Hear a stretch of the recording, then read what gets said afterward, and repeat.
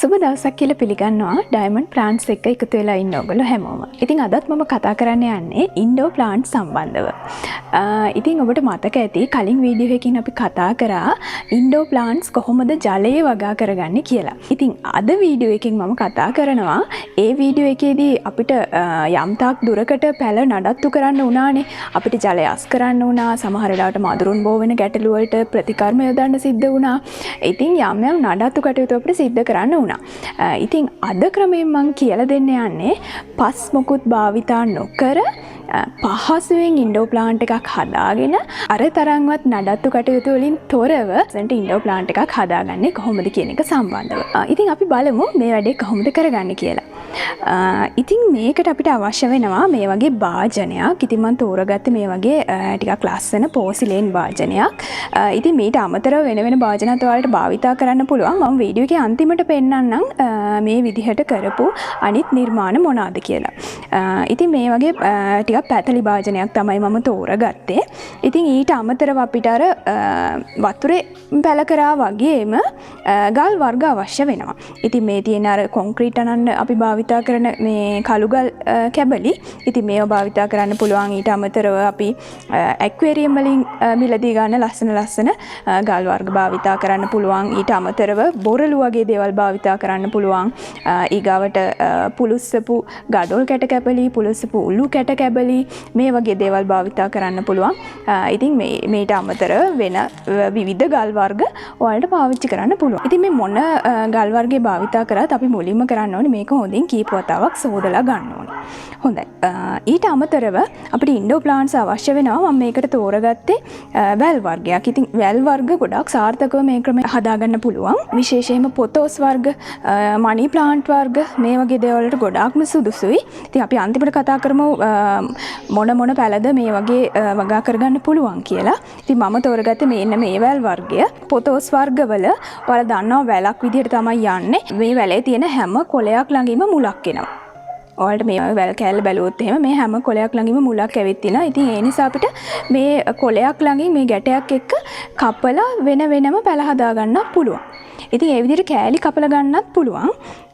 අපි බලමු මේක කරගන්නේ කොහොමද කියලා. මේක නම් මම කපන්න බලාපොරොත්තු වෙන්නේ මේ විදිහටම හිටව ගන්න තමයි හදන්නේ. ඉතින් මේ භාජනයේ අනිත් විශේෂත්වය තමයි සිදුරු නැහැ. සිදුරු නැති භාජනයක් තමයි අපි තෝරගන්න ඕනේ. ඉතින් හරියම පහසුයි මේ වැඩේ කරගන්න. අපි මුලින්ම කරන්නේ මේ විදිහට ගල් අතුර ගන්නවා මේ භාජනයේ.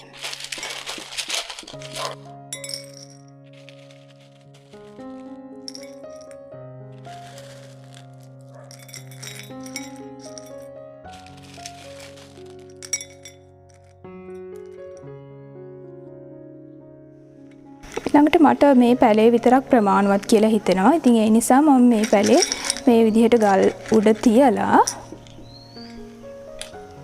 කොළ යට නොවෙන තරමට හොඳයි. මොකද කොළ යට වුණොත් එහෙම ටිකක් මේ කියන්නේ කොළේ නරක් වෙන්න ගන්නවා. ඉතින් ඒ නිසා කොළ යට නොවෙන විදිහට අපි නැවත ගල් වලින් මේ පැලේ රඳව ගන්නවා.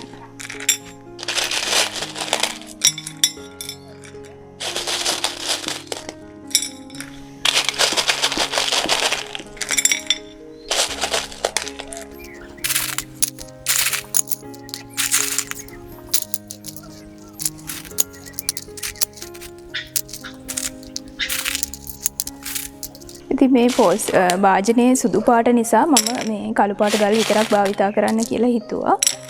තව පොඩි කොටසක් එකතු කරා නම් හොඳයි කියලා මට හිතෙනවා.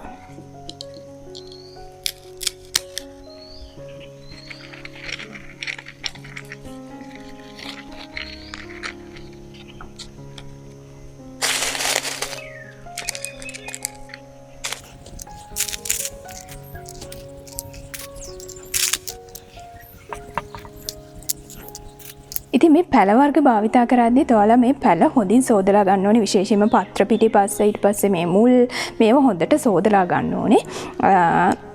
ඉතින් දැන් අපි පැලේ හදාගෙන ඉවරයි. ඉතින් ගල් විතරයි අපි පාවිච්චි කරේ. දැන් මෙයාට වතුර ඕනේනේ. අපි කලින් වතාවේ වලට මතක ඇති වතුර ගොඩක් මතු පිටට එනකම් වතුර දැම්මා. ඉතින් මේකෙදි අපි කරන්නේ වතුර දාන්නේ අර මුල් හරිය තෙමෙනකම් විතරයි. කියන්නේ මතු පිටට එන්නේ නැහැ. එහෙම වුණාම මදුරුවක් නැති වෙන ගැටලුවක් නැති වෙනවා. අනිත් එක අපිට නිතර වතුර අස් කරන්න අවශ්‍ය වෙන්නේ නැහැ. මොකද ඉරේලිය වැටෙනවත් අඩුයිනේ. ඉතින් ඇල්ගී වගේ දේවල් වර්ධනය වෙනවත් අඩුයි. ඉතින් ඒ නිසා වතුර අඩිය තියෙන හින්දා මේක අපිට නිතර අස් කරන්න අවශ්‍ය වෙන්නේ නැහැ. වතුර මද වෙනකොට විතරක් වතුර දැම්මම ප්‍රමාණවත්. ඉතින් මම මේකෙදි වතුර යොදනවා අර මුල් ප්‍රමාණයට විතරක් එනකම්. ඉතින් මේ වගේ වාජනයක් වලට භාවිතා කරන්න පුළුවන්. මේකම අවශ්‍ය නැහැ. ඔයාලට අර පොඩි පෝච්චියක් වගේ එකක් භාවිතා කරන්න පුළුවන්. මේකට නම් ඉතින් ඕනම වාජනයකින් වතුර දාන්න පුළුවන්. හැබැයි අර කට පොඩි වාජනයක් නම් ඔයාලා භාවිතා කරේ මේ වගේ වතුර යොදන්න වෙනම වාජනයක් තියෙනවා නම් හොඳයි. ඉතින් මේක නැති වුණත් පෝච්චියක් ඔයාලට ගන්න පුළුවන්.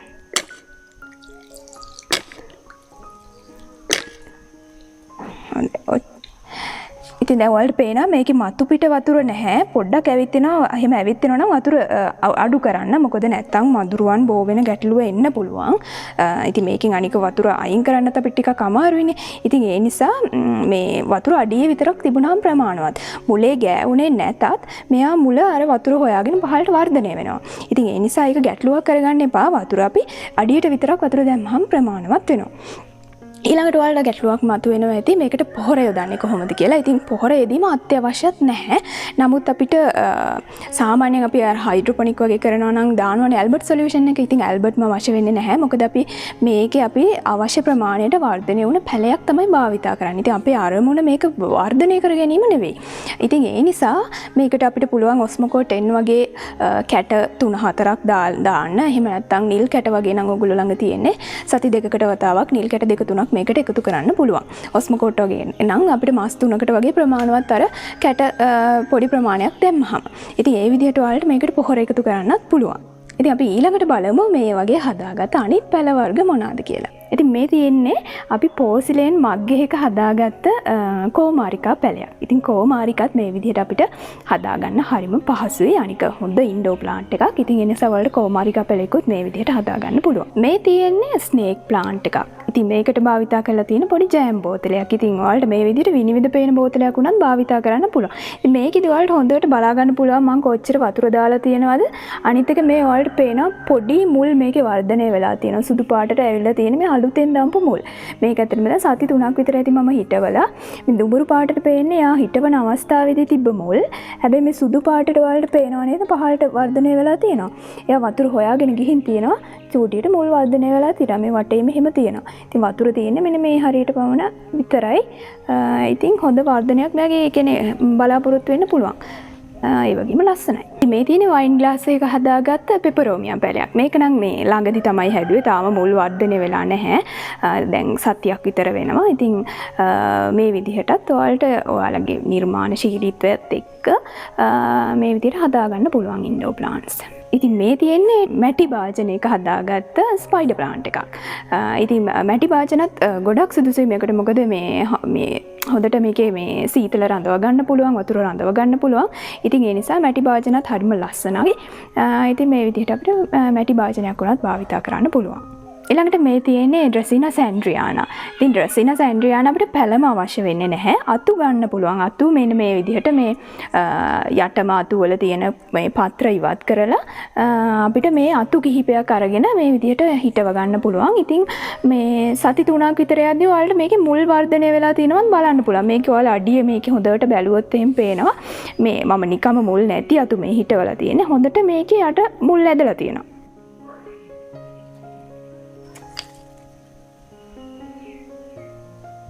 වතුර තියෙන්නේ අඩිය කොටස විතරයි. ඉතින් මේක පැලයක් විදිහට අපිට ගොඩ කාලයක් තියාගන්න පුළුවන්. ඉතින් ඊළඟට තියෙන්නේ මේ පෝසිලින් භාජනයකම හදාගත්ත ට්‍රැඩිස්කැන්ෂියා පැලයක්. පැල කියන පැල 3ක් තියෙනවා මෙතන. ඉතින් මීට වඩා එකතු කරන්නත් පුළුවන් මේකට. ඊගවට මේ තියෙන්නේ ලකි ප්ලාන්ට් එකක්. සීසී ප්ලාන්ට් කියලා කියන්නේ.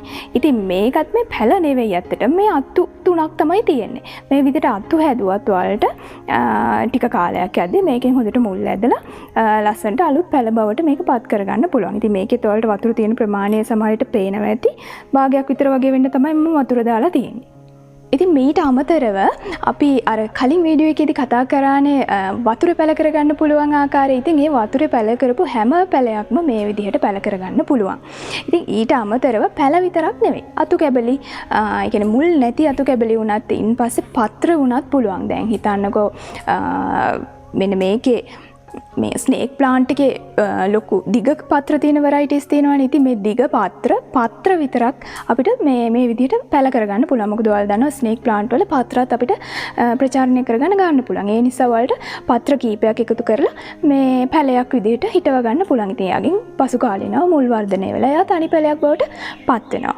ඉතින් ඒ ආකාරයට ඔයාලට පැල වර්ග ගණනාවක්ම මේ විදිහට ලස්සනට හදා ගන්න පුළුවන්. ඉතින් මෙයාලට සාමාන්‍යයෙන් පොඩි ආලෝකයක් වැටෙන ස්ථානයක තියලා තියන්න ජනේලයකින් එන ආලෝකයේ ප්‍රමාණවත්. ඉතින් එහෙමවත් ආලෝකය නැත්තම් ඔයාලට කෘත්‍රිම ආලෝකය දීලා කරගන්න පුළුවන්. LED බල්බ් එකක් වගේ දාලා කෘත්‍රිම ආලෝකය දීලා මේ නිවස තුල ආලෝකය නැති තැනක උනත් මෙයාව තියලා තියන්න පුළුවන්. හැබැයි දිවා කාලේදී අපි ආලෝකයේ කෘත්‍රිමව හරි දීම අවශ්‍යයි. මොකද මෙයා ශාකයක් නිසා. ඉතින් ඔන්න ඔය විදිහට තමයි අපි පස් නැතිව මේ ඉන්ඩෝ ප්ලාන්ට් එකක් වගා කරගන්න විදිහ. ඉතින් ඔයාලට තේරෙනවා හරිම පහසුයි මේක වගා කරගන්නත් හරිම පහසුයි. ඊට අමතරව නඩත්තු කටයුතුත් පහසුයි.